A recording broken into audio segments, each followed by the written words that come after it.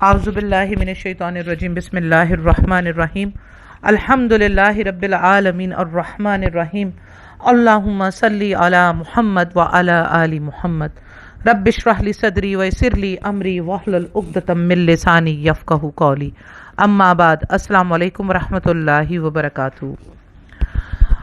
الحمدللہ آج ہم اپنی اس سیریز کے جو ہے وہ دوسرے لیکچر پر ہیں جس کا عنوان ہے میت کا کفن، چاہے وہ عورت کا ہو یا مرد کا ہو، دونوں چیزوں کو ہی ہم ڈسکس کر لیں گے۔ ٹھیک ہے، غسل کا بیان تو آپ لوگ سن چکے ہیں، غسل کے بعد اب کفن کی طرف آئے ہیں ہم، تو میت کے کفن کا ڈسکس اب شروع کریں گے اللہ کا نام لے کر۔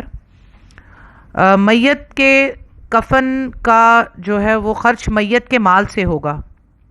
بخاری کی حدیث 1274 ہے، ٹھیک ہے، جس میں حضرت حمزہ رضی اللہ تعالی عنہ کے جو ترکے میں چادر تھی اسی سے ان کو کفن دیا گیا، چاہے ایک ہی چادر ہو یا تین ہو، تو ایک ہی چادر ہوگی تو اسی سے کفن دیا جائے گا۔ تو مطلب میت کا کفن جو ہے وہ میت کے مال سے ہی ہونا چاہیے، البتہ کوئی دوسرا مسلمان اس کو کفن گفٹ کرنا چاہے تو کفن بھی دے سکتا ہے۔ تو یہ جب میت کے کفن کا معاملہ کیا جا رہا ہو تو میت کے مال سے ہی ہونا چاہیے، ادروائز اگر کوئی اپنی مرضی سے اپنے بھائی کو بہن کو کفن دینا چاہے تو وہ بھی دے سکتا ہے، ٹھیک ہے۔ اسی طرح عورت کو آپ لوگوں نے معاشرے میں سنا ہوگا کہ عورت کو 5 کپڑوں میں کفن دو اور مرد کو 3 کپڑوں میں کفن دو، لیکن میری تحقیق کے مطابق میں نے جتنا قرآن و حدیث میں سرچ کیا تو مجھے کہیں پہ بھی یہ معاملہ نہیں ملا کہ عورت کو 5 کپڑوں میں کفن دو۔ یہ ایک حدیث ہے اور یہ حدیث ضعیف ہے، اس کی سند ضعیف ہے۔ یہ مسند احمد کی حدیث نمبر 3118 ہے جس کی سند ضعیف ہے، آپ اسے اسلام 360 پر چیک کر سکتے ہیں، یا ایون خود مسند احمد کتاب میں بھی اس کو چیک کر سکتے ہیں، کیونکہ محدثین نیچے کمنٹس لکھتے ہیں کہ یہ حدیث ضعیف ہے یا اس کی سند کیا ہے، وہ سارا کچھ نیچے اپنے کمنٹ اس میں لکھتے ہیں۔ تو یہ حدیث جو ہے وہ ضعیف ہے، 5 کپڑوں والی، جو کہ ایک حدیث ہے پوری، جس میں آپ صلی اللہ علیہ وسلم نے کہا کہ اس وقت یہ دو، جب ان کی بیٹی کو غسل دیا جا رہا تھا اور آپ صلی اللہ علیہ وسلم بیٹھے ہوئے تھے، اور پھر آپ صلی اللہ علیہ وسلم نے تہمبند دی اپنی کہ اس کا جو ہے پہلا جسم پر اس کو میری تہمبند کو باندھ دو، وہ والی حدیث ہی ہے یہ۔ تو اس میں جو وہ 4-5 کپڑوں کا ذکر ہے تو وہ مسند احمد کی 3118 حدیث ہے، اس کی سند ضعیف ہے۔ اس لیے عورت کو بھی میرے مطابق 3 ہی کپڑوں میں کفن دیا جائے گا جیسے مرد کو دیا جاتا ہے۔ یہ 5 کپڑوں والا کوئی بھی سند آپ کو کہیں اور کسی حدیث میں نہیں ملے گی۔ میں نے اس کی بہت تحقیق کی، اس لیے جو سنت طریقہ ہے، جیسے آپ صلی اللہ علیہ وسلم کو 3 کپڑوں میں کفن دیا گیا، ایسے ہی عورت کو بھی 3 ہی کپڑوں میں کفن دینا چاہیے۔ باقی آراء ہیں علماء کی، مختلف علماء کی آراء ہیں، کسی نے 4 کپڑوں میں کفن دینے کا کہا ہے، کسی نے 5 کپڑوں میں کفن دینے کا کہا ہے، تو یہ آراء ہیں، لیکن کوئی حدیث ثابت نہیں ہے۔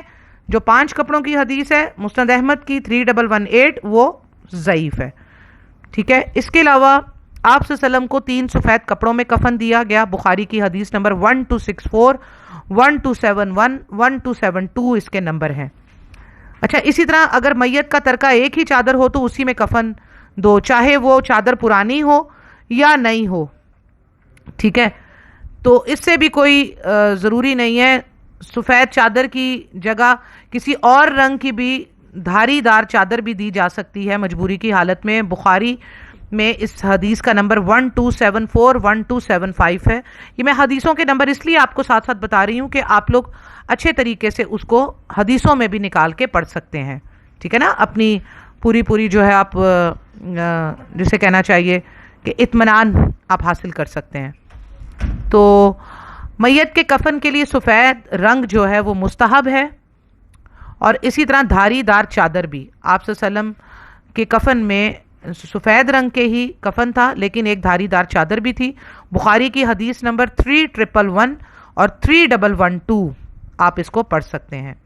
اچھا، میت کے لیے پرانی دھلی ہوئی صاف چادریں بھی دی جا سکتی ہیں، ٹھیک ہے نا؟ جیسے کوئی ایسا مسئلہ ہو جاتا ہے رات کے وقت بازار بند ہیں اور دوسرے دن بھی بازار بند ہے، یا رات کے وقت ایسا میت ہو گئی اور بازار بھی بند ہیں، تو گھر میں اگر دھلی ہوئی چادریں ہوں، وہ سفید رنگ کی ہوں یا جو ہے کسی اور رنگ کی بھی ہوں، مجبوری کی حالت میں، تو وہ بھی دی جا سکتی ہیں۔ دھلی ہونی چاہیے، پاک صاف ہونی چاہیے، ٹھیک ہے نا؟ جیسے کہ حضرت ابو بکر صدیق رضی اللہ تعالی عنہ نے فرمایا کہ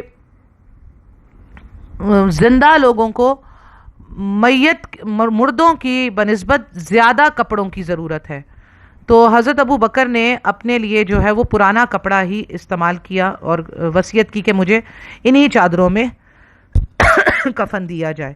تو پرانی چادریں بھی استعمال کی جا سکتی ہیں، لیکن شرط یہی ہے کہ وہ دھلی ہوئی ہوں، پاک صاف ہوں۔ جیسے کہ میں نے آپ کو بتایا کہ عورت کو بھی 3 چادروں میں ہی کفن دینا چاہیے، جیسا کہ نبی صلی اللہ علیہ وسلم کو دیا گیا، اور عورت کی میت کو بھی انسلی چادروں میں ہی کفن دینا چاہیے۔ بعض لوگ پاجامہ سیتے ہیں اور ایک اوپر کا وہ کرتا سیتے ہیں، وہ پہناتے ہیں، تو یہ سنت سے ثابت نہیں ہے، اور اس کے لیے ظاہری بات ہے سلائی مشین بھی ہو اور کوئی سینے والا بھی ہو، اور بعض اوقات جو ہے وہ کفن دینے میں دیر ہو جاتی ہے کہ جی ابھی پاجامہ نہیں سلا اور یہ نہیں ہوا، تو انسلا کفن جو ہے وہی سنت ہے، چاہے مرد کے لیے ہو یا عورت کے لیے ہو۔ اور سفید رنگ جو ہے مستحب ہے، اس لیے سفید رنگ کو ہی جو ہے چوز کیا جائے۔ نیا کفن دینے کی آپ پوزیشن میں نیا کفن دیں، پرانے کی اگر نیا نہیں ہے تو پرانا بھی دیا جا سکتا ہے، جیسے کہ میں بتا چکی ہوں۔ تو عورت کو بھی انسلی 3 چادروں میں ہی کفن دینا چاہیے۔ میکسیمم آپ یہ کر سکتے ہیں کہ جو پہلی چادر ہے جو جسم پہ آئے گی اوپر اور نیچے، اس کے جو ہے درمیان میں آپ کٹ دے دیں تاکہ سر کے اندر وہ آ جائے، آگے بھی پورا پاؤں تک چلا جائے، نیچے بھی پاؤں سے آگے تک چلا جائے۔ تو یہ ایک پہلا آپ کپڑا جو ہے وہ ڈال دیں سر پہ سے پہنا کے عورت کے، تاکہ وہ آگے اور پیچھے دونوں طرف چلا جائے۔ تو اس کو سینے کی ضرورت نہیں ہے، صرف آپ سر ڈالنے کے لیے درمیان میں کٹ دیں گے، پیچھے بھی آ جائے گا پورا پاؤں تک، پاؤں سے نیچے تک، اور آگے بھی پاؤں سے نیچے تک آ جائے گا۔ تو یہ پہلی چادر کے ساتھ آپ کر دیں، ٹھیک ہے؟ اور پھر دوسری چادر کو سینے سے لے کر پاؤں تک لپیٹ دیا جائے، اور تیسری چادر سے سر سے پاؤں تک لپیٹ دیا جائے، ٹھیک ہے؟ کفن یعنی آخری چادر کو کفن ہی کے کپڑے کی پٹی سے پاؤں کے کپڑے کو بند کر دیا جائے، اسی طرح درمیان میں کپڑے کی پٹی کو باندھ دیا جائے، اور اسی طرح سر کے اوپر کے بقیہ کپڑے کو بھی باندھ دیا جائے، اور ضرورت پڑنے پر میت کا چہرہ دیکھنے کے لیے اسے کھولا بھی جا سکتا ہے۔ تو مطلب اس طریقے سے آپ 3 پٹیوں کے ساتھ جو ہے پھر کفن کو بند بھی کر دیں، پاؤں کی طرف سے بند کر دیں، درمیان میں پٹی باندھ کے بند کر دیں، اور پھر سر کے پاس فی الحال تو کھلا رہنے دیں، اور جب سب چہرہ دیکھ لیں اور میت جانے لگے تو اس وقت پھر آپ میت کے کفن کو چہرہ بھی بند کر کے اور اس کو بھی پٹی سے باندھ دیں۔ باقی میت کو غسل اور کفن جو ہے وہ اپنے رشتہ دار ہی دیں تو زیادہ اچھی بات ہے، کیونکہ جو غسل یا کفن پہناتے وقت جو اپنے اولاد کا یا اپنے رشتہ داروں کا جو جذبہ ہوتا ہے، اور جس طرح سے وہ دعائیں کر رہے ہوتے ہیں، اور جس طرح سے وہ جس دل سے وہ کر رہے ہوتے ہیں، جس احتیاط سے کر رہے ہوتے ہیں، تو یہ بہت ضروری ہے، اور یہ بہت اجر کا کام بھی ہے، اس لیے اس اجر کو ہاتھ سے نہ جانے دیا کریں۔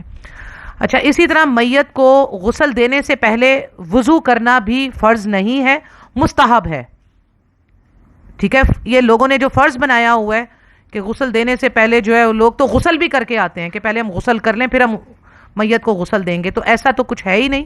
البتہ غسل دینے سے پہلے آپ جو ہے وضو کر لیں، مستحب ہے، اگر نہیں بھی کریں تو کوئی یہ فرض نہیں ہے، ٹھیک ہے؟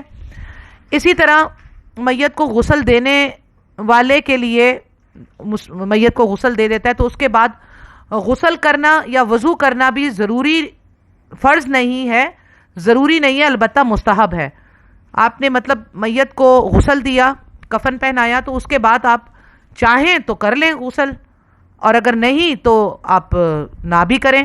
اسی طرح وضو کرنا چاہیں تو وضو بھی آپ کر سکتے ہیں، اور اگر وضو نہیں بھی کرتے تو اس سے بھی کوئی فرق نہیں پڑتا، کیونکہ یہ صحابہ کرام سے یہ ثابت ہے کہ جیسے عبداللہ بن عمر کا قول ہے کہ میت کو غسل دینے کے بعد ہم میں سے بعض غسل کر لیتے تھے اور بعض نہیں کرتے تھے، ٹھیک ہے۔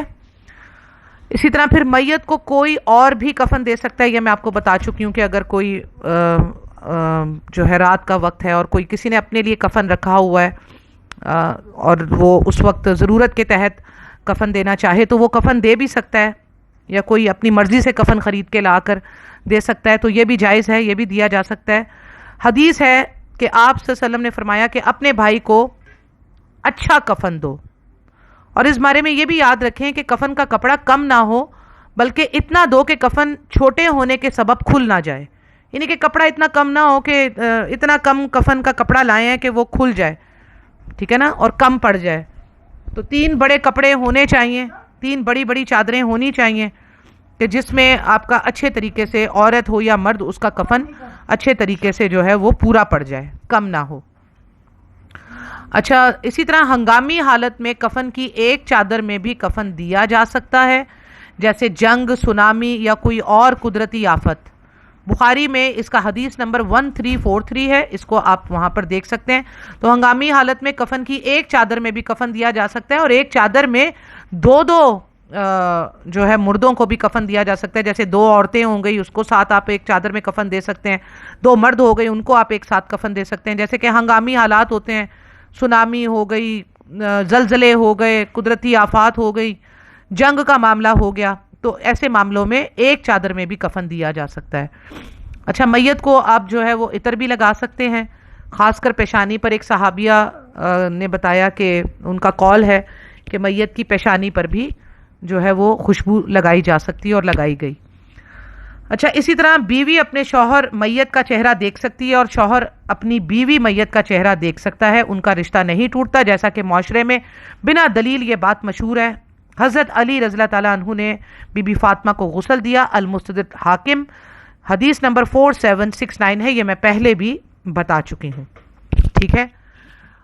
تو یہ جو ہے وہ کفن دینے کے بعد جو ہے وہ کفن میں سے چہرہ نہیں دیکھنے دیا جاتا، تو ایسا کوئی معاملہ نہیں ہے، ٹھیک ہے۔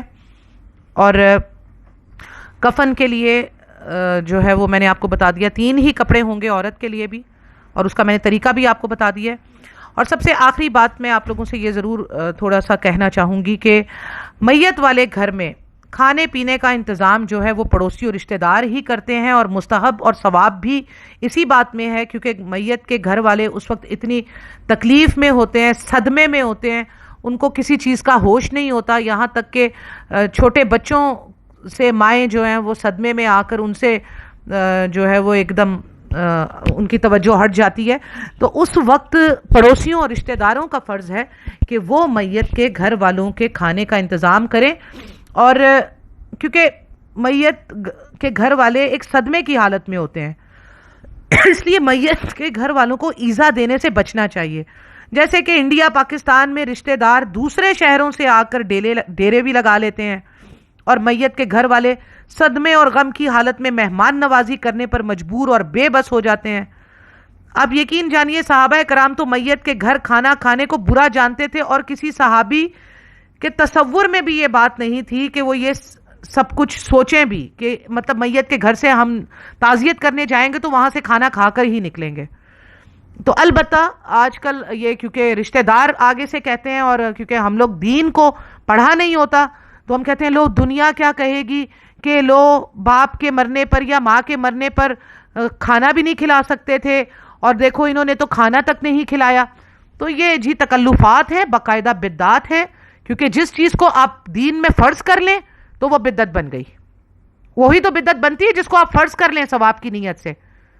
تو آپ کھانا، رشتہ دار بھی جو کھانا دیں گے وہ گھر والوں کو ان کو دینا ہے، پڑوسی یا رشتہ دار جو میت کے گھر والوں کو کھانا دیں گے تو اس کے لیے آپ کوئی 4 5 دیگے بنا کر نہیں لائیں گے کہ ایک وہ جو سما ہوتا ہے، ایک تمبو بندھا ہوا ہوتا ہے، وہاں باہر مردوں کو الگ کھانا پروسا جا رہا ہوتا ہے، عورتوں کو گھر میں دیا جا رہا ہوتا ہے، اور سارے اسی لیے تعزیت کے لیے تعزیت کرنے آئے ہیں کہ اب وہ بس کھانا کھائے بغیر جائیں گی نہیں۔ تو یہ ایک رسم ہے، جو صحابہ کرام جس کو پسند نہیں کرتے تھے، برا مانتے تھے، بلکہ بہت ہی معیوب جانتے تھے.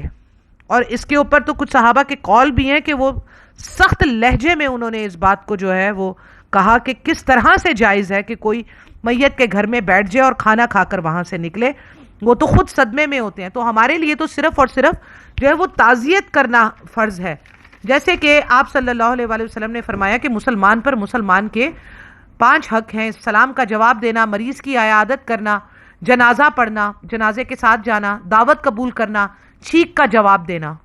ٹھیک ہے نا؟ تو یہ کہیں اگر ایسا ہوتا کہ میت کے گھر میں جا کے آپ کھانے وانے کھائیں تو یہ بھی بتاتے نا آپ صلی اللہ علیہ وسلم. تو یہ ہمارا انڈیا پاکستان بنگلہ دیش کا ایک بنایا ہوا جو ہے وہ ایک کیا کہنا چاہیے ایک رسم ہے، اور ہندوؤں کی طرف سے بھی یہی رسم ہے.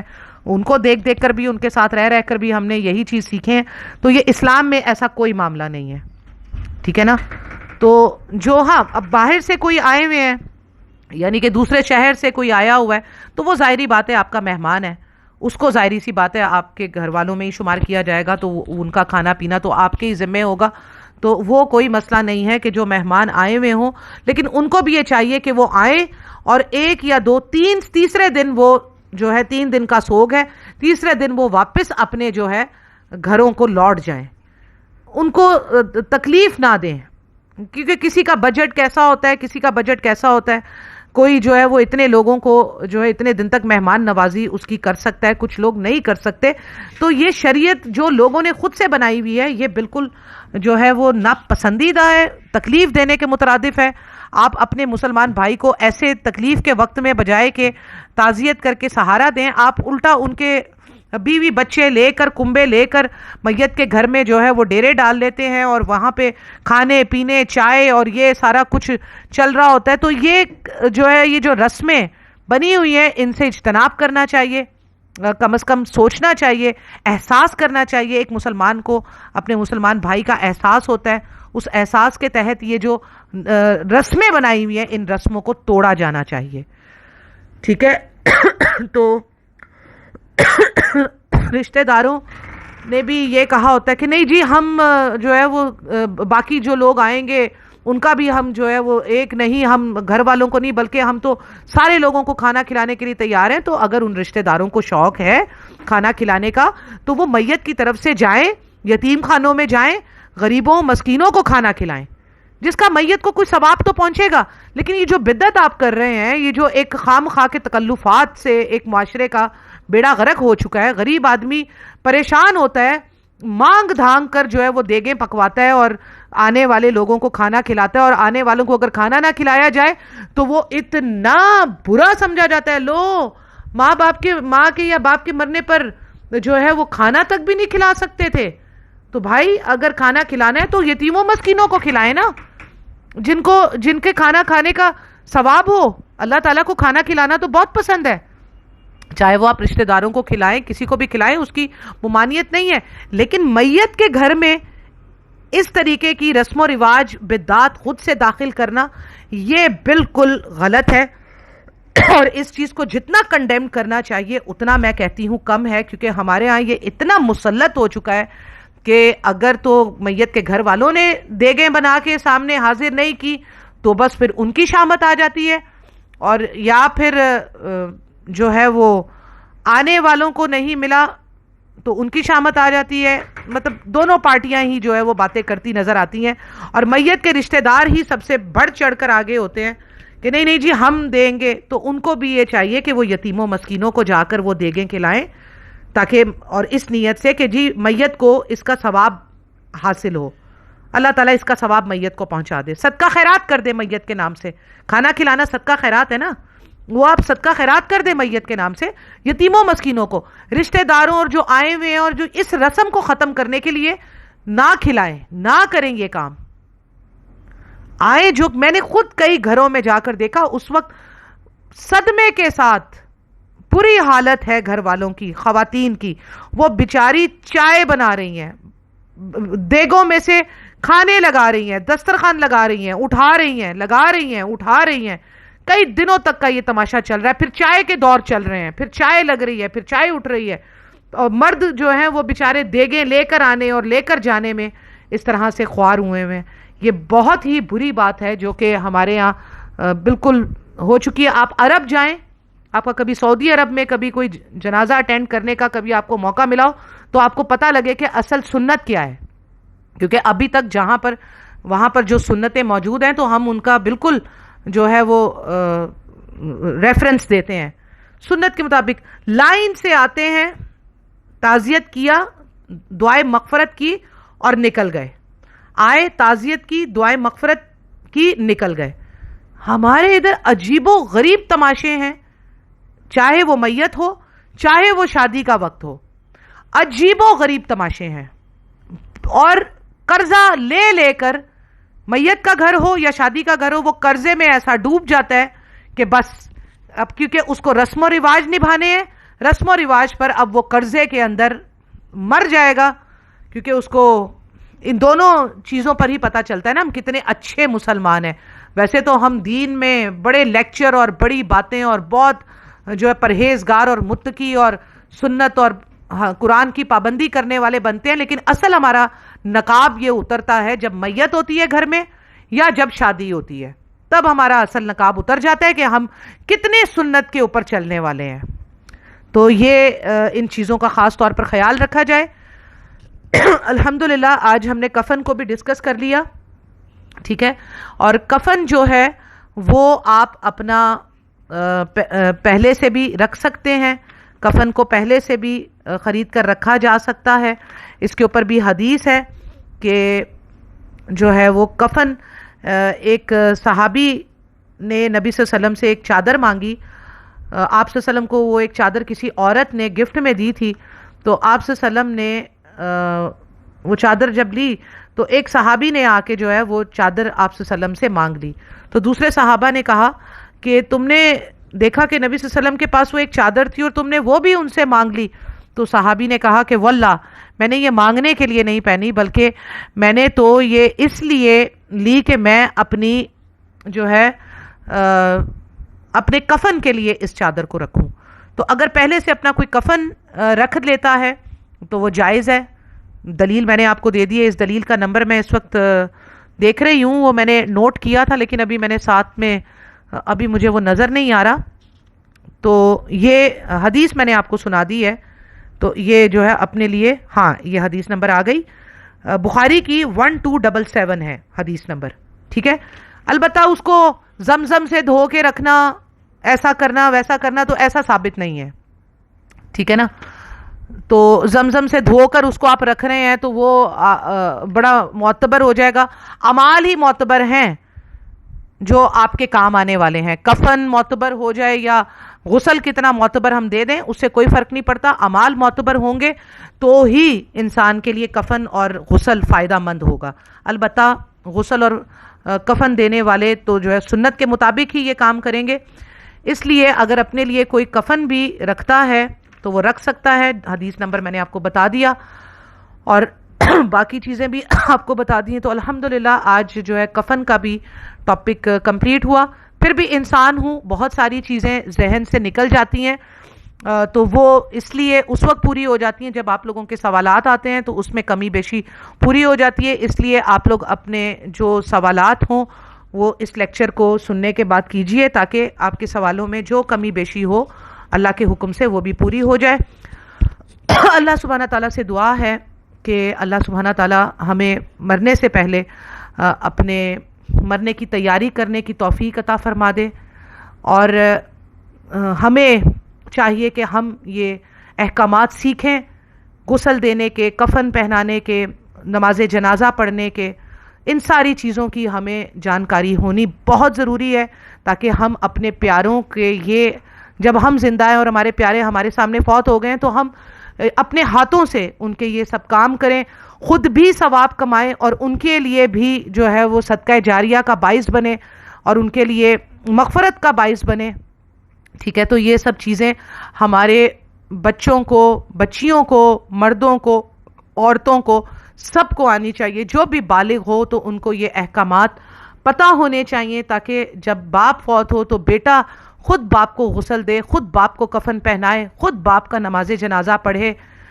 تو اس کی کیا ہی بات ہوگی. جو وہ کرے گا یہ سب کام وہ کوئی دوسرا نہیں کر سکتا. ٹھیک ہے. اسی طرح اولاد کے لیے ماں باپ کے لیے اولاد اور رشتہ دار جو یہ سب سے قریب ہیں ان چیزوں میں ان کو سب سے آگے ہونا چاہیے. اور یہ ہمارا فرض ہے. دین کا علم حاصل کرنا ہر مسلمان مرد اور عورت پر فرض ہے. تو یہ آپ کے دین کے ہی احکامات ہیں نا, یہ آپ کے موت زندگی کے احکامات ہیں, آپ کی دنیا میں رہنے اور دنیا سے جانے کے احکامات ہیں, دین کے احکامات ہیں. تو ان کو سیکھنا بہت ضروری ہے. اللہ تعالیٰ سے دعا ہے کہ اللہ سبحانہ تعالیٰ ہمیں قرآن و حدیث کا علم حاصل کرنے کی, اس پر عمل کرنے کی اور اس کو دوسرے لوگوں تک پہنچانے کی توفیق عطا فرمائے. آمین ثم آمین یا رب العالمین. وآخر دعوانا ان الحمد للہ رب العالمین. السلام علیکم ورحمۃ اللہ وبرکاتہ.